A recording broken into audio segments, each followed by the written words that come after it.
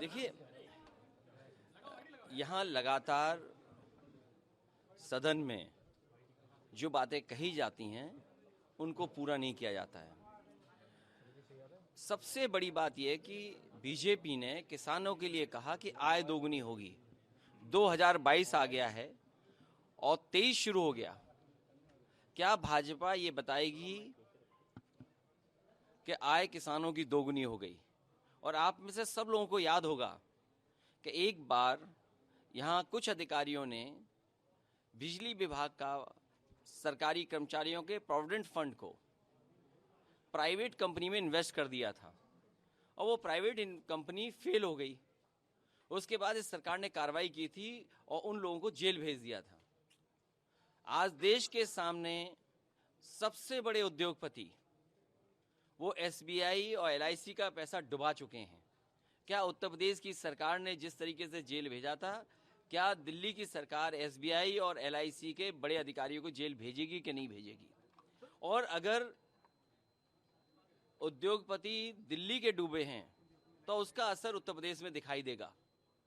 अगर उत्तर प्रदेश को growth engine से जोड़ रहे हैं और इतना बड़ा सपना दिखा रहे हैं कि लगभग 40 लाख करोड़ का इन्वेस्टमेंट आएगा, पहले तो ये बताएं, सामान्य विधायक की जो निधि का सदन में कहा गया कि उनकी निधि बढ़ा दी जाएगी, जो सरकार विधायकों की निधि न बढ़ाती हो, उनसे क्या उम्मीद करोगे कि 40 लाख करोड़ से ज़्यादा जो इन्वेस्टमेंट आने का जो सपना देख रहे हैं वो कैसे पूरा होगा?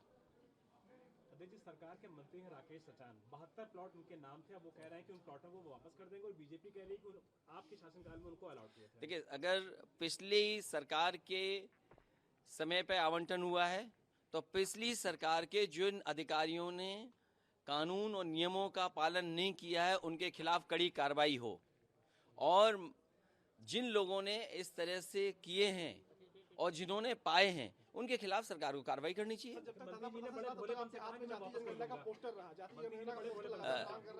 जाति जनगणना के पक्ष में है समाजवादी पार्टी और समाजवादी पार्टी इस बात को लगातार उठाती रहेगी।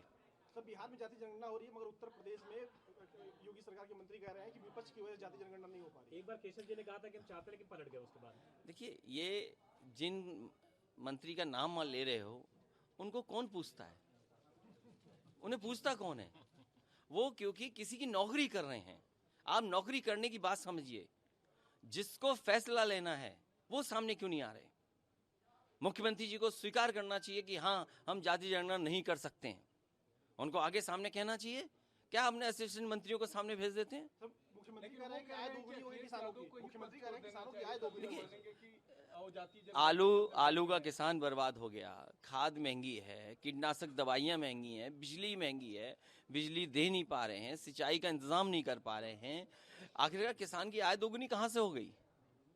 और फिर अगर आपको पैकेज्ड आटा मिलेगा, क्या ये सरकार से खरीदा हुए गेहूं का आटा खा रहे हैं आप?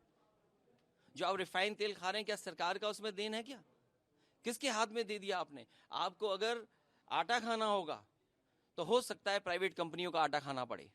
रिफाइंड तेल अगर खाना पड़े तो प्राइवेट लोगों का खाना पड़ेगा। सरकार अपनी जिम्मेदारी से हट करके प्राइवेट हाथों में जा रही है और प्राइवेट हाथ कंट्रोल करेंगे, प्राइवेट उद्योगपति कंट्रोल करेंगे कि आप कौन सा आटा खाएं, कौन सा रिफाइंड तेल खाएं, कौन सा घी मिलेगा आपको। ये कंट्रोल प्राइवेट लोगों के हाथ में भारतीय जनता पार्टी दे रही है। तो सरकार कह रही है कि राम राज्य चल रहा है उत्तर प्रदेश में और राम राज्य। देखिए, राम राज्य का मतलब ये नहीं कि बुलडोजर से आप माँ बेटी को मार दें।